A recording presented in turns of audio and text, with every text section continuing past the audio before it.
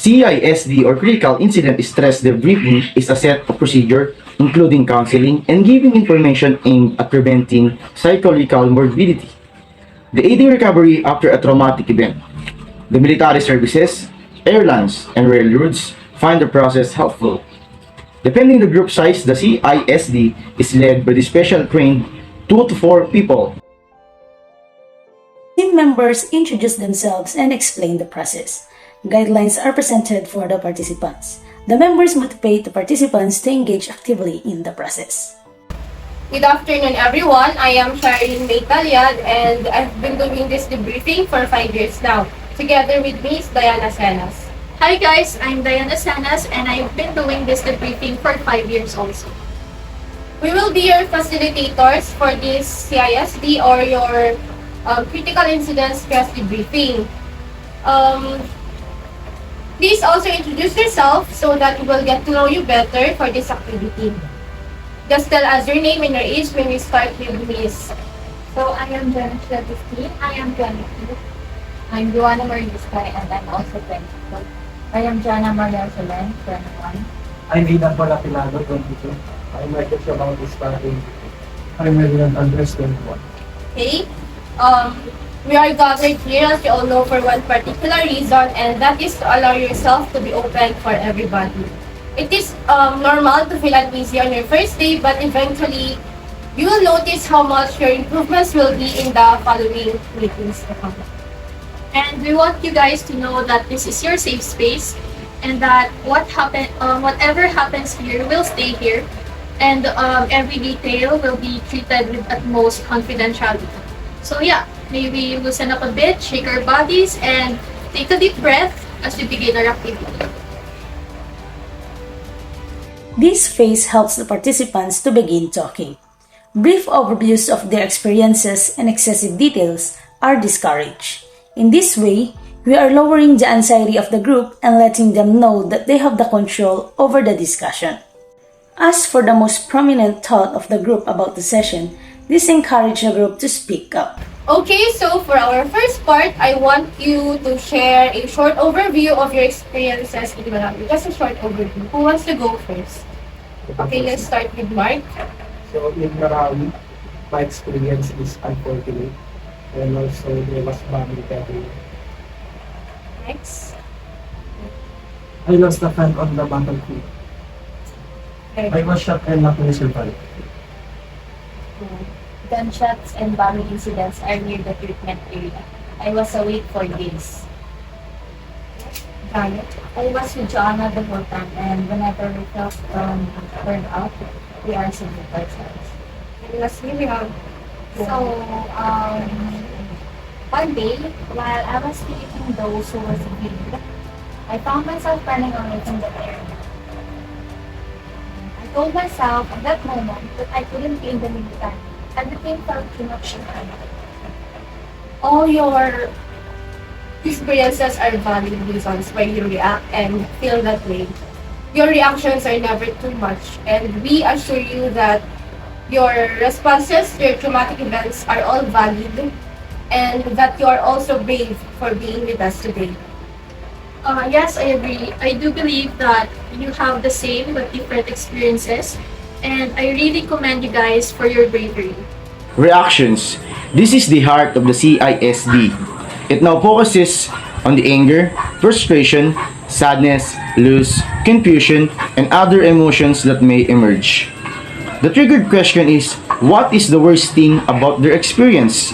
At this point, the support team should listen carefully and refrain from interrupting or adding their own opinion, as this may discourage the group from sharing. So please brace yourselves as we delve deeper into your experiences. Let me ask you this. What was the worst thing about your experience? Can I go first, ma'am? Okay.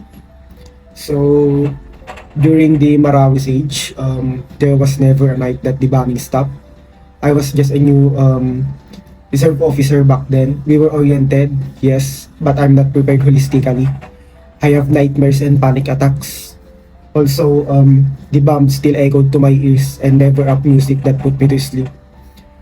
Wherever I hear something explode, I immediately tuck in myself and hide wherever possible. So people are already weirded out by how I am acting. So, but what can I do? The trauma is there. Once the trauma is there, it will never leave you until you allow it to leave, until you set yourself free. Can I go next, ma'am? Okay. That one friend of mine was so dear to me. He was the first one to approach me when I entered the military. He has a lot of dreams for himself and for his family. And also, he was planning to retire early once the siege in Marawi is over. But unluckily, he got shot in the abdomen and he cannot walk. So he asked me to leave him behind. But I don't have any other choice but to do what he pleaded me. And after that, there was a huge explosion. He knew that we were surrounded by the rebellions, so he sacrificed his life for us, for the Filipino community. I'll be the next, ma'am. It was one of the worst day of my life. I can only remember myself lying on the floor, soaking in my own blood. There were a lot of things running through my mind that night. I thought I was going to die. And I was thinking my family, my kids. Who's gonna walk with my kids down the aisle when I am gone? I didn't know how I survived. I just woke up lying in the bed, with the trauma left until today. I am a newly recruited military nurse. I came here fine, but I didn't expect that there would be an event like this. I hear gunshots every night. I cannot eat properly because I had to tend to the soldiers' needs, and I can't sleep well because all of this happened. Healthcare has always been a priority for me. Don't get me wrong, but to be in the military is such a great blessing and opportunity. It's just that my emotions were always on the roof whenever I saw them crying in pain. I can see through their eyes their passion and patriotism. Their cries and sobs became my trauma, but I do not blame them for that. So, unlike Joanna and Janna, I've been in the military for quite some time now. Maybe you'll be asking, how come I still couldn't manage my emotional health when I've been doing my job the entire time?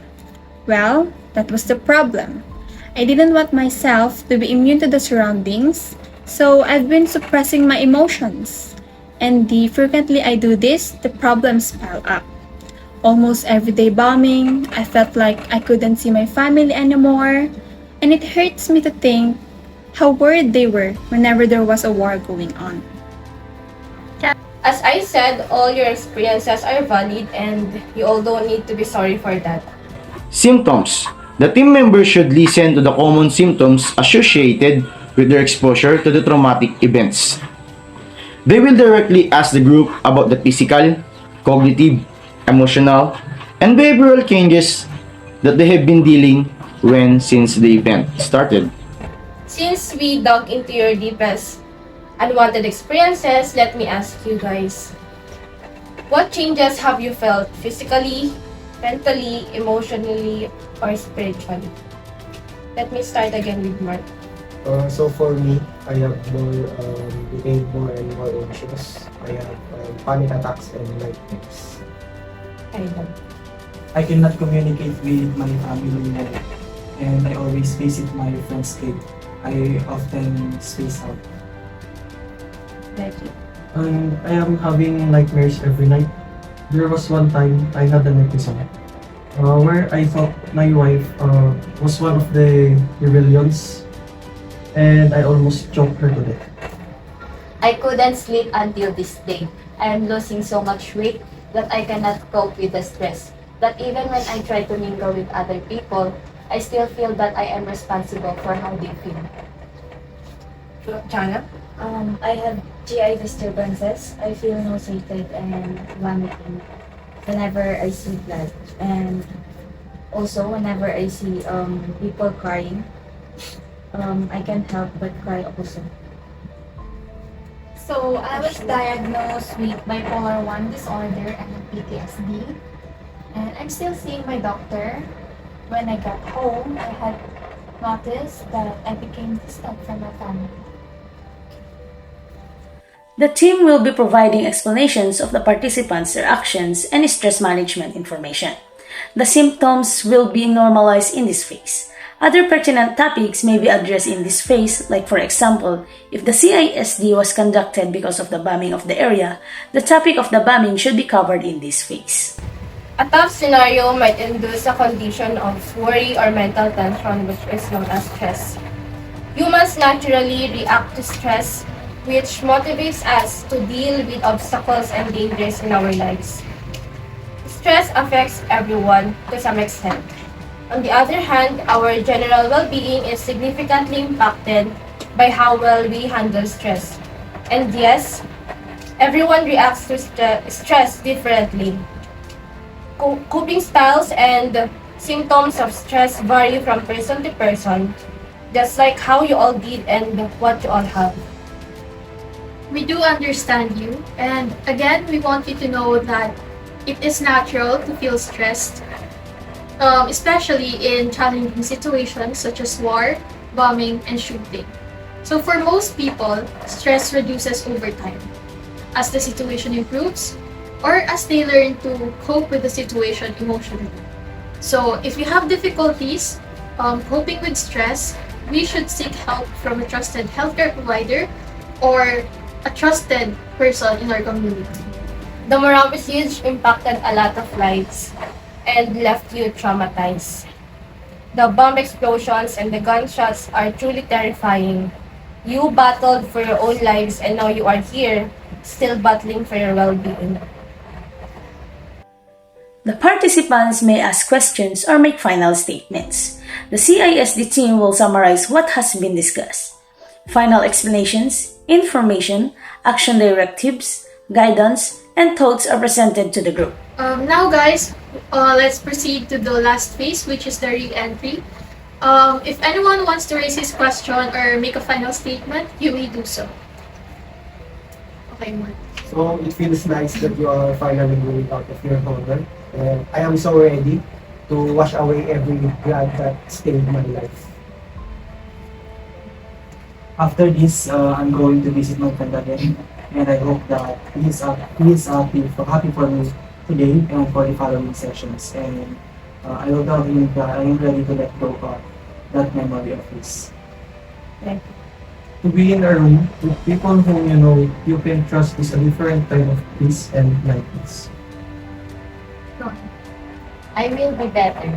I will make better. And I can be better. Saying this is not a hard pill to swallow now. It's okay to isolate yourself from other very environment, but it shouldn't always be like that. You have to learn how to open doors to those people who are willing to listen. So I will treat my family to a fancy restaurant after this, and I will explain to them what I am into because I know that my family will be the one to help the most during this time of crisis. Wow, such nice words from you guys. We are very happy that our first day went very smoothly, and we are hoping that on the following days or following meetings, the same thing will happen. Reminder, refreshments are being done after the CISD to help anchor the group. So we will meet one participant at a time and we will meet you in a minute. So we'll start with Marc.